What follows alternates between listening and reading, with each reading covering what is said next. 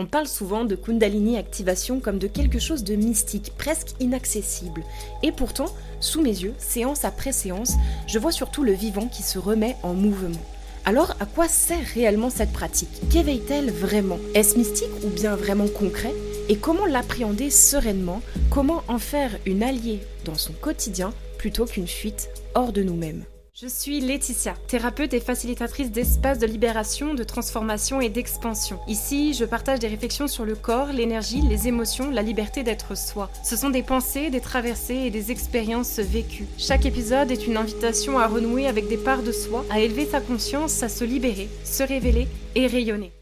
Si ce que je partage te touche, t'aide ou te parle, tu peux soutenir le podcast en lui laissant 5 étoiles, un commentaire ou en le faisant connaître autour de toi. Merci pour ton soutien précieux. Et maintenant, place à l'épisode. Chers auditeurs, chères auditrices, salut les belles âmes, j'espère que vous allez tous et toutes très bien et que je vous retrouve en super forme.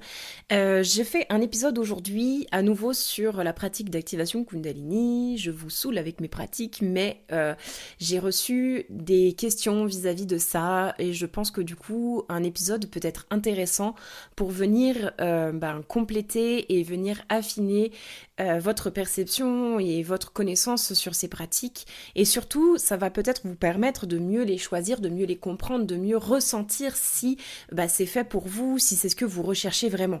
Donc l'idée de cet épisode, ça va être de répondre à la question de qu'est-ce que nous apporte vraiment la Kundalini activation. C'est vraiment la Kundalini activation, une pratique qui intrigue beaucoup, mais elle est aussi souvent mal comprise. Il y a beaucoup de préjugés, il y a beaucoup de spectaculaire, il y a beaucoup de mysticisme autour de cette pratique.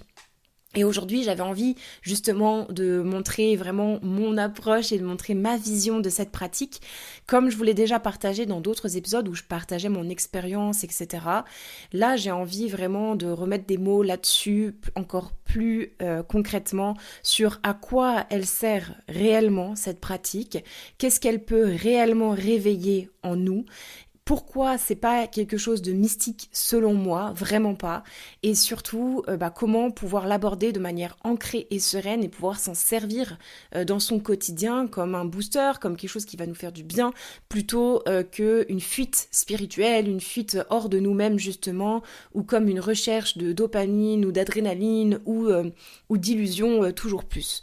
Donc c'est vrai que j'ai envie dans cet épisode aussi de m'adresser aux personnes qui m'ont demandé vraiment explicitement quelle est la différence également entre par exemple le chi cleansing et l'activation Kundalini, plutôt que de faire un épisode bêtement quelle est la différence entre le chi cleansing et l'activation Kundalini, j'avais envie de faire un épisode qui raconte encore plus en profondeur après mes dernières années de pratique avec la Kundalini activation et également d'accompagner des personnes durant des séances, de pouvoir mettre des mots peut-être encore plus précis, encore plus profonds sur ce que c'est, sur ce que ce n'est pas, et du coup la différence subtile avec la pratique de chi cleansing. Alors pour être honnête, j'ai mis du temps avant de faire cet épisode.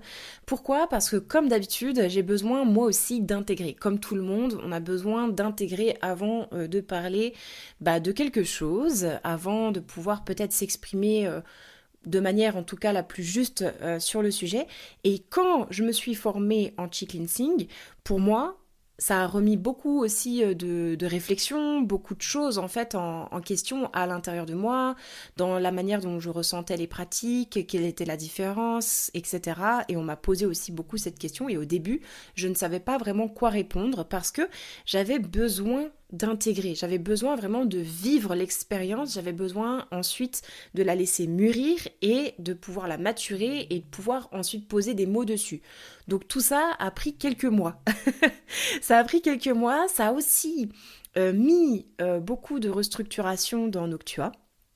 Parce que derrière, dès que je commence en fait à avoir une déconstruction peut-être sur des choses que je pensais être vraies et que finalement on évolue, on affine, on vient approfondir un sujet, forcément derrière on vient faire évoluer aussi sa pratique, on vient faire évoluer sa posture et on vient faire évoluer dans mon cas son entreprise et ses accompagnements, etc.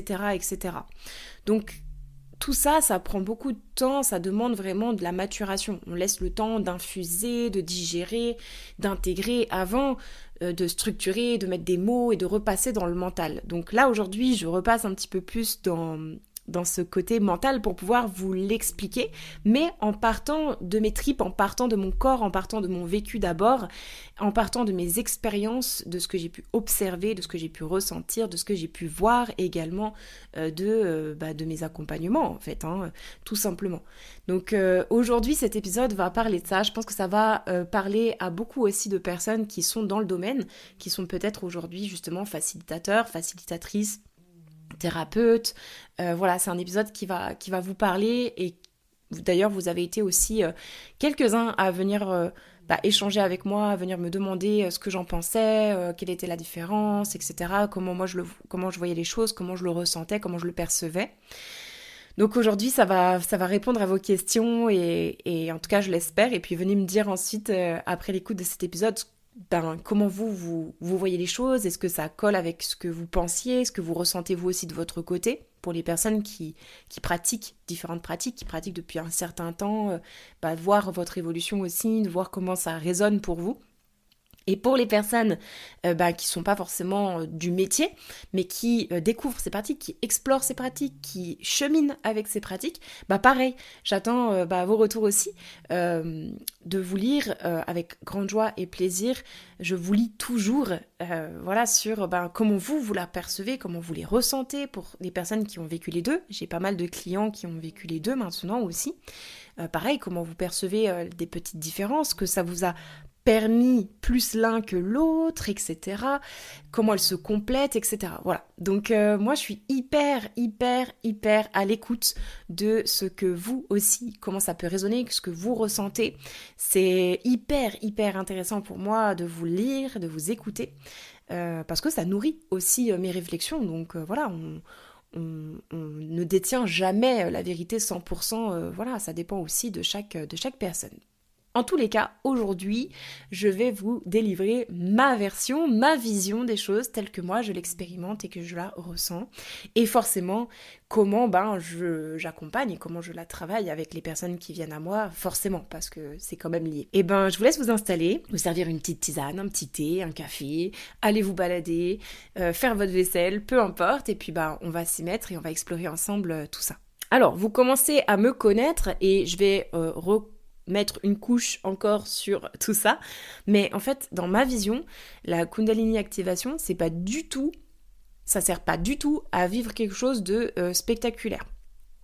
Alors oui, ça peut donner cette impression parce que quand on vient vivre une expérience comme ça, une immersion, une session, peu importe comment vous voulez l'appeler, une séance, etc., on va le vivre peut-être nous aussi de manière hyper spectaculaire. Souvent, les retours qu'on va avoir, surtout les premières fois, mais même après, parce qu'on se rend compte que chaque séance est différente et puis peut être vécue de manière assez justement intense et spectaculaire. Pourquoi ? Parce qu'on n'a pas l'habitude de vivre des expériences comme ça, qui viennent nous remettre dans notre corps, qui viennent nous ouvrir notre vision, qui viennent nous reconnecter à notre intuition profonde, etc. Ressentir tout simplement notre énergie, nos cellules vraiment en profondeur et simplement revenir aussi dans un état de calme et d'instant présent, de lâcher prise pure. Donc du coup, ça va être vécu de manière un peu waouh. Souvent, c'est ce qu'on me dit waouh, j'ai pas les mots, waouh. Et puis ça peut être vécu de manière spectaculaire. Pourquoi ? Parce que ça, c'est ce qu'on voit souvent sur les réseaux sociaux, parce que ça, c'est ce qu'on peut montrer de manière visuelle, parce que tout ce que je vous décris souvent, en fait, 90%, 80%, c'est invisible, ça se passe à l'intérieur, mais les 10-20% visibles que l'on montre à fond sur les réseaux pour attirer l'œil et attirer l'attention, pour que ce soit parlant, pour que les gens soient intrigués et se disent « Ah tiens, c'est quoi ce truc ?» Ça va être des mouvements corporels, des mouvements du corps qui sont très vifs, qui peuvent être très intenses, qui vont être incontrôlés ou qui vont être un petit peu chelous, qui vont intriguer, quoi. Et que même quand on le vit nous, quand on est dans la séance, que ce soit d'ailleurs en chi cleansing ou en activation Kundalini, ce phénomène qui s'appelle l'activation, justement, c'est pour ça qu'on parle d'activation Kundalini.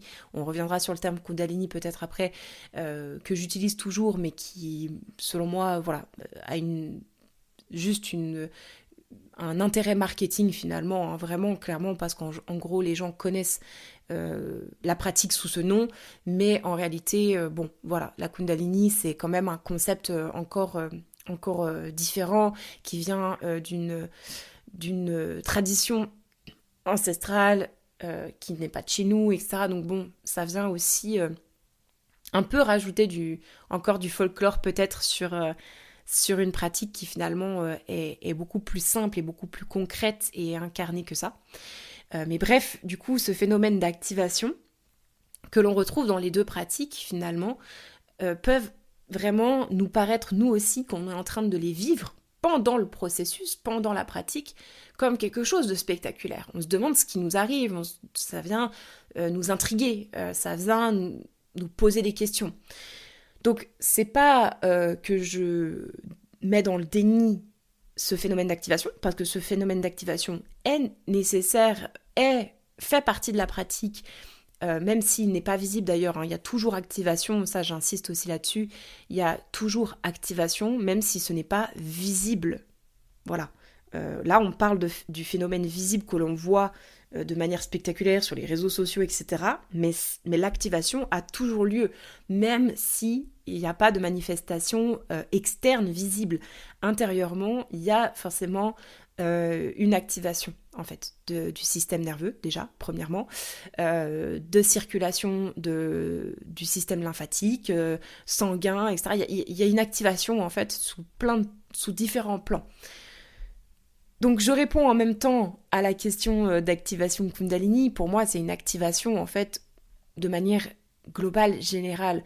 Après, activation Kundalini, c'est le nom un peu qu'on a donné à cette pratique, qui a été donné à cette pratique, à ce processus, à ce protocole en fait, parce qu'il y a quand même un protocole pour pouvoir permettre au corps de vivre cette activation, d'activer ce système nerveux à travers des sons, des musiques, des playlists, à travers de la surstimulation, de la privation ou au contraire stimulation sensorielle, que ce soit par les sons, par le toucher, par la lumière, etc., etc., par les odeurs aussi. Donc voilà, donc en fait le phénomène d'activation, c'est ça qui nous intéresse et avec lequel je travaille, que ce soit en Chi Cleansing ou en Kundalini activation. Maintenant, Kundalini, on vient en fait pas du tout activer la Kundalini. Enfin, ça c'est une version, en fait, on peut y croire ou pas y croire. Ça, en fait, je m'en fiche un peu, chacun en fait croit à ce qu'il veut, chacun peut voir aussi la symbolique qu'il souhaite. Et moi, je trouve les symboliques très belles, je suis pas du tout contre ça, j'adore tout ce qui est métaphorique, j'adore les symboliques. Je suis quelqu'un qui a beaucoup cheminé, qui chemine beaucoup avec Enfin, par exemple, je suis quelqu'un, je vous en ai déjà parlé, qui rêve beaucoup, qui pendant des transes a beaucoup d'images, et qui sont des images pas forcément prouvables en fait, qui n'ont pas forcément de cohérence toujours. Donc ce sont des images symboliques. Pour moi, la Kundalini, ça fait partie de cette philosophie voilà, qui vient d'Inde, hein, qui vient de cette philosophie-là, de cette philosophie de vie-là. Maintenant, moi, telle que je la pratique, je viens pas activer un truc externe à vous. Je ne viens pas activer une force supérieure. Je ne viens pas activer une déesse ou que sais-je. Ça, c'est symbolique. C'est simplement pour peut-être se dire j'active la déesse en moi. En gros, je viens retrouver de l'estime de moi, de la confiance de moi. Je reconnecte avec cette part-là de moi, mais qui est en moi, en fait. C'est moi. C'est pas une déesse externe et que d'un coup, ça y est, je suis illuminée, je suis traversée par Shakti, par je sais pas quoi. Moi, vraiment, ça, pour moi, en fait, je remets toujours beaucoup de concret là-dedans. En fait, c'est des parts de nous, point barre, en fait. Ce n'est pas une force extérieure. Notre énergie de l'énergie vitale est en chacun de nous et traverse tout le vivant, tout le temps, en fait. C'est un mouvement permanent. Il n'y a pas, en fait, de personne aussi plus éveillée qu'une autre, dans le sens où il n'y a pas une personne qui a sa Kundalini activée et d'autres qui ne l'ont pas. Il y a des niveaux de personnes dans le sens de niveaux de fatigue, des niveaux où l'énergie est épuisée, où l'énergie va avoir du mal à s'éveiller parce qu'elle est fatiguée, elle est épuisée par tout un tas de choses, mais elle est là en fait, et elle n'est pas moins bien qu'une personne qui a déblayé le chemin, qui a libéré beaucoup de choses et qui retrouve de l'énergie.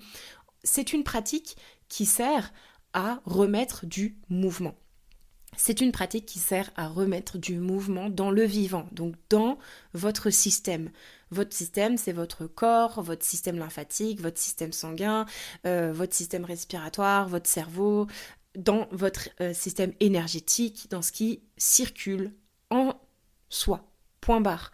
Donc on remet du mouvement. C'est vraiment le but de cette pratique. Cette pratique permet d'éveiller, de réveiller l'énergie vitale quand elle s'est un petit peu endormie, quand on devient un peu trop sous le poids du quotidien, quand on a trop porté, quand on s'est coupé de soi-même, quand on s'est coupé de son corps pour tenir bon, par un traumatisme, par beaucoup d'émotions répétées, de stress répété. En fait, c'est vraiment une pratique qui nous permet de remettre du mouvement là-dedans. Point barre. Il n'y a pas, en fait, de trucs plus à chercher que ça. Maintenant, derrière, ce que ça permet, là, c'est très vaste. Là, c'est très très vaste et ça va dépendre d'une personne à l'autre et de comment on souhaite intégrer cette pratique, comment on souhaite aussi l'aborder, la voir. Donc on peut en fait avoir derrière ce mouvement qui revient, certaines choses qui peuvent naturellement s'éveiller et se réveiller. C'est comme ça qu'il y a des personnes qui vont avoir une intuition qui se réveille, mais elle se réveille, elle était déjà là en fait. C'est comme ça qu'il y a des personnes qui vont avoir d'un seul coup beaucoup plus de clarté sur leur chemin. Et du coup, qui vont peut-être se dire « Ah, je ressens mieux ma mission de vie, etc. » Je ne suis pas, encore une fois, contre les concepts mission de vie et tout, mais attention, ne pas se mettre dans une nouvelle case. Simplement voir que cette pratique nous permet de peut-être mieux ressentir certaines choses qui étaient endormies jusqu'alors, nous permet d'avoir plus confiance aussi. Donc c'est pour ça que souvent je préconise un grand temps d'intégration et d'observation après ces pratiques, que ce soit n'importe quelle pratique d'ailleurs de transformation intérieure, que ce soit la Kundalini activation, le breathwork, le chi cleansing ou d'autres choses. C'est de vraiment se laisser du temps avant de prendre de grosses décisions, parce qu'on a un regain d'énergie, on a un regain de confiance, on a un regain d'estime, on a un regain de lumière, de solaire, et en fait, on peut un peu précipiter les choses derrière, ce qui n'est pas forcément bon. Il y a besoin d'abord d'intégrer, de maturer, comme je vous l'ai dit au début de cet épisode, avant de faire cet épisode, avant de partir à Bâle, et finalement de ne pas avoir pris ce temps pour aussi structurer derrière. On a toujours besoin de passer par ces deux phases. On a besoin d'intégrer et ensuite de structurer. C'est pour ça qu'on se sert toujours de notre mental. Le mental n'est pas l'ennemi. On vient simplement le remettre à sa place pour reconnecter avec soi, avoir accès à son intuition, avoir accès à sa confiance en soi, à son énergie. Et ensuite, il va revenir, une fois que tout ça est posé, et calmement posé, et qu'on va pouvoir structurer une transition de vie, une reconversion professionnelle, une rupture, un changement, un déménagement, enfin peu importe. Donc voilà, c'est pour pouvoir vous montrer ma manière de voir et de ressentir et aussi d'accompagner avec l'activation Kundalini réellement, de manière très concrète en fait. Donc ce que la Kundalini peut réellement réveiller, c'est votre sensibilité corporelle, vos émotions enfouies, parce que forcément quand on remet du mouvement, le but c'est pas forcément d'aller chercher les émotions. Ça, c'est une grosse différence avec le chi cleansing. C'est que le chi cleansing, on va aller chercher. On va aller chercher les blocages, on va aller chercher les émotions enfouies, on va aller chercher ce qui est cristallisé. En Kundalini, on ne cherche pas forcément à mettre le doigt là-dessus. Mais bien souvent, c'est avec le mouvement qui revient, en fait, c'est comme dans une rivière où, voilà, il y a des troncs d'arbres, des cailloux, c'est bloqué, ça a bloqué un endroit de la rivière, le lit de la rivière. En fait, le fait d'un seul coup remettre du mouvement, remettre de l'eau, ça va venir débloquer, déblayer en fait le chemin. Donc, le fait de venir mettre en mouvement son énergie, de venir remettre du mouvement dans le système, ça va venir activer, réveiller, éveiller, révéler des choses à l'intérieur de nous. Donc c'est comme ça qu'on va pouvoir avoir une sensibilité corporelle, une reconnexion profonde à son corps qui va pouvoir se faire au fur et à mesure des séances de plus en plus profonde. C'est comme ça qu'on va pouvoir davantage écouter son corps parce que du coup on libère son corps, on peut mieux l'entendre, on vient poser notre mental, on vient lâcher prise aussi, on vient réouvrir cette porte-là et on peut venir d'un seul coup peut-être mieux ressentir nos tensions, pouvoir du coup les prendre en charge plus rapidement avant que ça vienne s'installer dans la durée. On va être beaucoup plus observateur, on va être beaucoup plus sensible, beaucoup plus observateur, beaucoup plus dans l'instant présent en fait.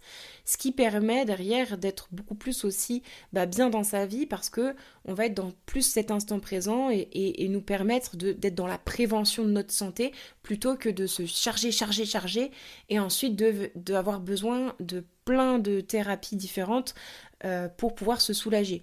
Que ce soit des massages, des ostéos, de réduire l'inflammation du corps grâce à la nourriture, grâce à l'alimentation, d'aller faire des chi cleansing hyper intenses parce qu'on a trop attendu, c'était vraiment très chargé.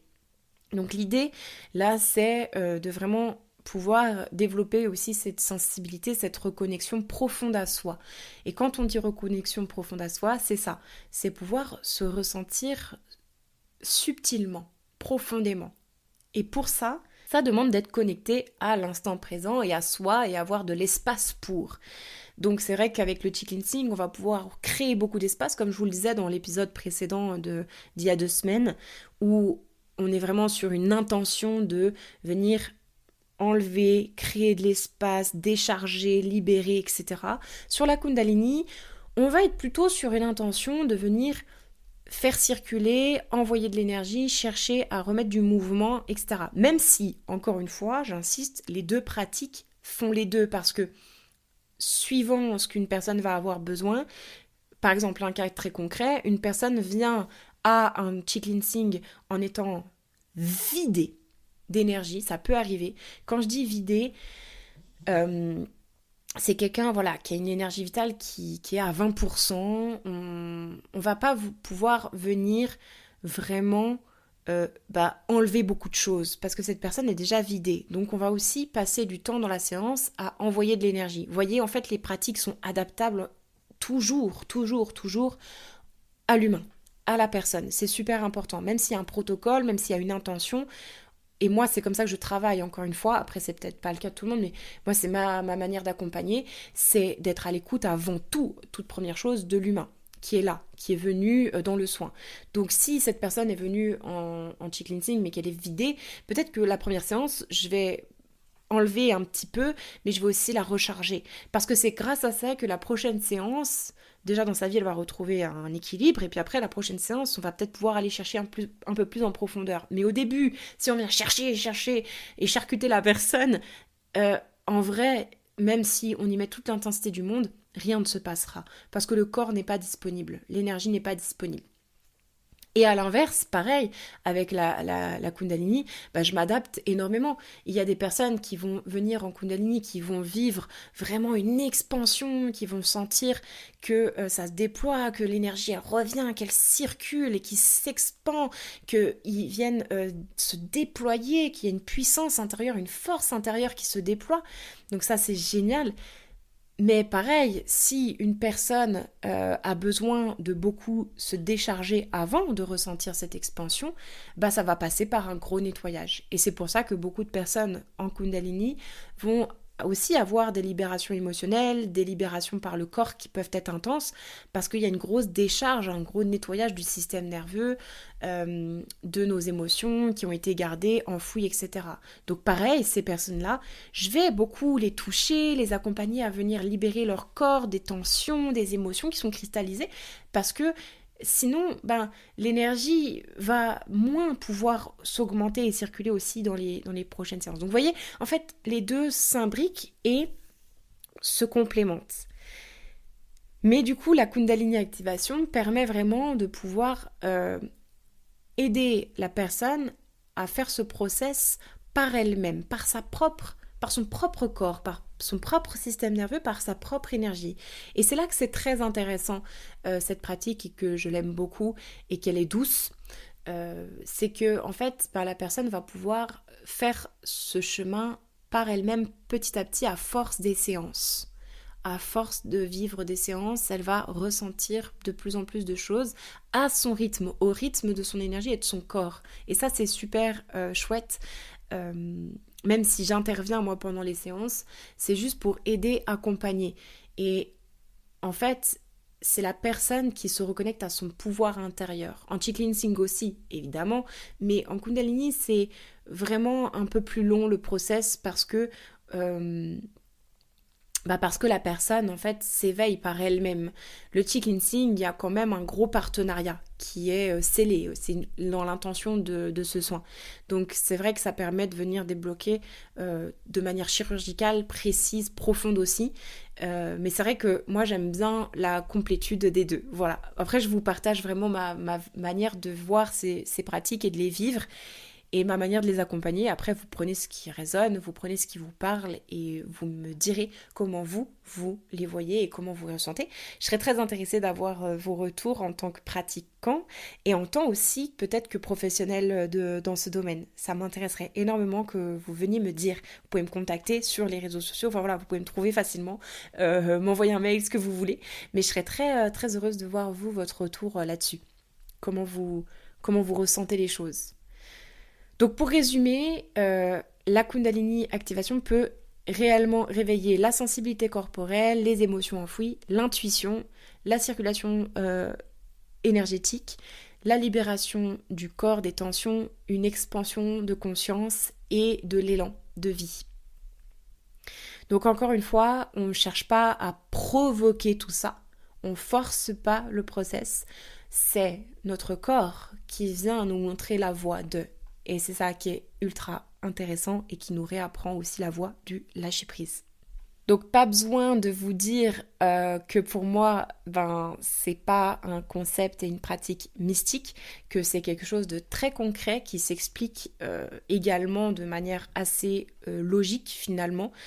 Même si tout n'est pas expliqué parfaitement de manière scientifique, il y a quand même une logique, il y a quand même quelque chose qui est vraiment palpable et qui se ressent dans le corps, qui est observable. Donc pour moi, en fait, dans mon approche en tout cas, c'est pas du tout mystique en fait. Voilà. Même si j'utilise encore le mot Kundalini, bon, voilà. Peut-être qu'un jour, je devrais peut-être changer. C'est vrai que du coup, j'ai gardé ce nom-là parce que, voilà, les gens connaissent aussi sous ce nom-là et ont connu aussi mes sessions sous ce nom-là. Maintenant, voilà. Pareil, je serais intéressée d'avoir votre retour là-dessus, ce que vous en pensez, s'il faut changer de nom ou si en fait on s'en fiche du nom, que c'est simplement ce que l'on vit, ce qu'on retrouve derrière qui est important et la démarche.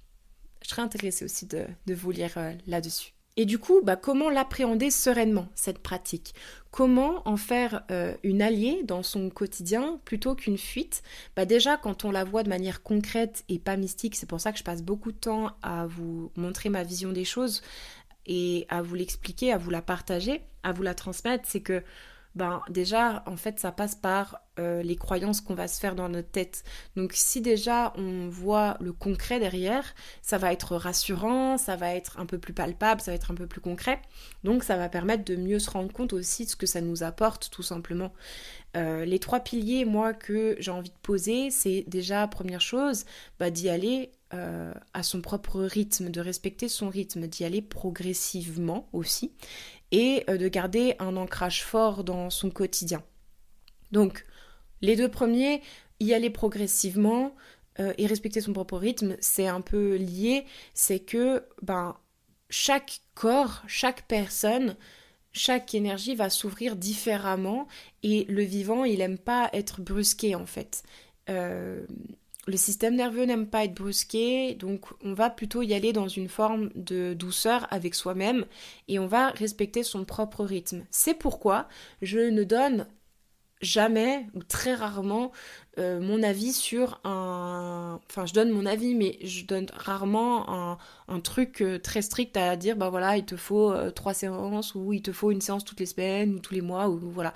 En fait, c'est assez libre parce que en soi, on pourrait très bien vivre chaque mois ce genre de pratique sans aucun problème pour la santé, au contraire, mais ça va être à chacun de ressentir ce qui est juste pour lui en fonction de tout un tas de paramètres, en fonction de sa capacité à recevoir, sa capacité d'engagement dans sa transformation, de sa capacité à intégrer aussi. Il y a des personnes qui vont mettre plus de temps à intégrer et c'est ok, c'est pas grave.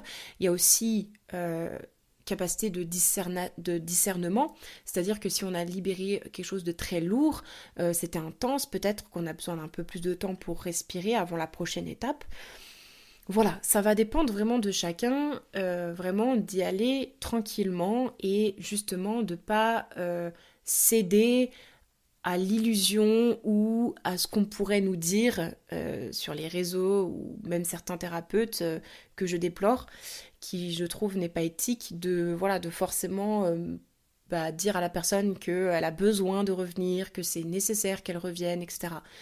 Oui, moi je trouve que c'est important de prendre soin de soi et du coup de quand même vivre plusieurs fois des massages dans son année, de faire du sport un peu tous les jours, d'avoir du mouvement tous les jours, enfin voilà, c'est toujours pareil. Et dans ces pratiques-là aussi, d'avoir une certaine forme de dévotion, de régularité, mais ça ne veut pas dire que la régularité est l'objet d'être toutes les semaines. Dans ce genre de pratique, elle peut être, par exemple, de faire un check-up ou de sentir peut-être qu'on en a besoin 2 fois par an. Et c'est ok. Parfois, certaines personnes, ça va être 3-4 fois dans l'année, d'autres personnes, ça va être 1 fois dans l'année. Et c'est ok. Mais il n'y a pas besoin, selon moi, de se dire, d'avoir un rythme parfait. Enfin voilà, il n'y a pas d'injonction en fait. Donc voilà, d'y aller vraiment progressivement, de s'écouter. En plus, on est sur des pratiques qui nous rappellent justement l'écoute de soi, l'observation de soi. Donc c'est ce que je préconise. C'est pas évident, hein. Je sais très bien que mes clients retournent certainement très rapidement dans leur mental, dans leur vie de quotidien, dans leur roue de hamster effrénée. Et c'est pour ça que je passe beaucoup de temps à expliquer que ces pratiques-là, c'est bien de les faire perdurer aussi au quotidien, de continuer à respirer, de continuer à s'observer, de continuer à faire du silence, de continuer à prendre du temps avec de l'espace vide pour faire du vide en soi.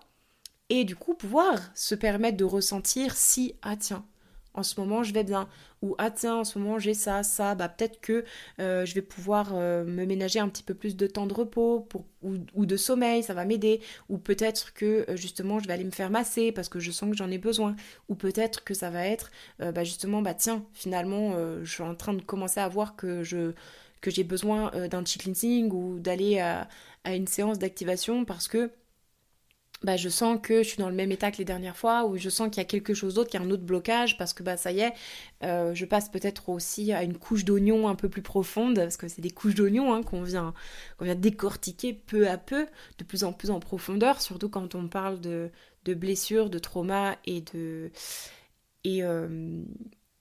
blocage. Donc voilà, c'est en ce sens qu'il faut être aussi à l'écoute de soi et puis évidemment respecter son propre rythme d'intégration, etc. Et du coup, également pour que tout ça ce soit pour moi bénéfique au quotidien et ne pas devenir complètement illusionné, perché dans un monde où on nous dit voilà, toi maintenant t'as une kundalini activée, t'es quelqu'un d'éveillé, tu peux être dans l'amour suprême, etc. Enfin ok, super, mais en fait qu'est-ce que ça t'aide concrètement dans ton quotidien, dans ta vie? Qu'est-ce que t'arrives à mettre en place depuis ces pratiques-là dans ta vie? Moi, c'est pour ça que je reviens souvent vers mes clients aussi, des fois même un mois après. J'aime bien envoyer des fois des petits messages, parfois on me les envoie aussi spontanément et j'adore lire l'évolution des personnes qui vont me dire voilà, en fait depuis la séance il s'est passé ça, je ressens ça, je vois que je fais plus ça, je vois que je prends moins mal ça, etc. etc. Et c'est vraiment, vous avez vu, de l'observation. Et puis il y a des personnes aussi qui sont passées à l'action, qui passent à l'action suite aux sessions. et qui vont d'un seul coup me dire j'ai mis ça en place, ça se concrétise, finalement je me suis fait confiance, j'ai fait confiance en la vie et j'ai lâché prise et finalement j'arrive à mieux voir les opportunités, à les saisir, donc j'ai pu me lancer finalement dans une opportunité que j'avais pas vue auparavant. Enfin voilà, c'est ça en fait qui est intéressant, c'est ça qui est réellement intéressant avec ces pratiques, c'est ce que l'on en fait dans notre vie, dans notre quotidien. Sinon, ça sert à rien. Si c'est juste pour venir vivre des expériences, enfin, ça sert à rien. Moi, en tout cas, je trouve que du coup, moi qui aime la profondeur, qui aime vraiment impacter et qui aime l'impact et qui a envie aussi, moi, personnellement, aussi vivre de mes rêves, de mes projets, d'avancer, d'évoluer aussi dans ma vie, etc., c'est ça pour moi qui est intéressant de ces pratiques. Sinon, si c'est juste pour vivre une expérience sur le coup, bon, super, t'as vécu une expérience comme tu serais allé te jeter d'un avion avec un parachute, t'as fait un saut parachute, super expérience, génial, adrénaline à fond, mais après derrière, voilà, c'était juste une expérience, un beau souvenir, et puis après, au revoir quoi. Donc il y a des personnes qui vont peut-être le voir comme ça, et c'est ok, hein, je l'accepte, mais c'est vrai que moi, dans ma démarche et dans ma façon de l'aborder, en fait, ce sont des pratiques qui sont bien au-delà de ça, qui permettent tellement plus. Donc voilà. Donc je vous partageais mon expérience sur le sujet. J'espère que ça vous aura donné quelques clés sur ce que l'activation Kundalini peut être vraiment bénéfique et apporter réellement concrètement et pas quelque chose pour fuir sa réalité ou pour se déconnecter complètement de son corps justement et de sa réalité et de son quotidien, mais au contraire, quand elle est bien accompagnée, vraiment vous aider à habiter votre corps, votre énergie et votre vie de manière beaucoup plus pleine, présente, alignée. Voilà, et puis les petites différences subtiles avec le chi cleansing. J'espère que ça vous aura plu, j'espère que ça vous aura éclairé, auquel cas venez me dire, je serais ravie de vous lire et je vous lis toujours et c'est un bonheur pour moi de vous lire, surtout avec tout ce que je partage au quotidien, ça fait toujours chaud au cœur de recevoir des retours. Juste, je vous vois du coup, je sais que vous êtes là, je vous ressens, je vous sens, je vous vois, mais c'est vrai que du coup d'avoir des retours de temps en temps, ça fait un gros baume au cœur et je vois du coup l'impact justement et je peux vraiment après échanger avec vous. Voilà, donc avec le cœur, merci beaucoup de votre écoute comme d'habitude. Vous pouvez vous inscrire à ma newsletter pour recevoir toutes les infos en avant-première et plus encore sur Noctua. Il y aura très prochainement des choses qui vont arriver. Je vous en dis pas plus pour le moment parce que ce n'est qu'au stade encore de développement, mais voilà, cette newsletter va être très importante pour les personnes qui souhaitent venir vivre des expériences justement et de la libération, de la révélation avec Noctua dans les prochains mois et prochaines années à venir. Je vous embrasse, je vous souhaite une très belle fin de journée, début de journée au moment où vous écoutez cet épisode, un très beau week-end également, et puis n'oubliez jamais, comme d'habitude, que vous êtes beaucoup, beaucoup plus vaste que vous ne le pensez. À très bientôt, ciao!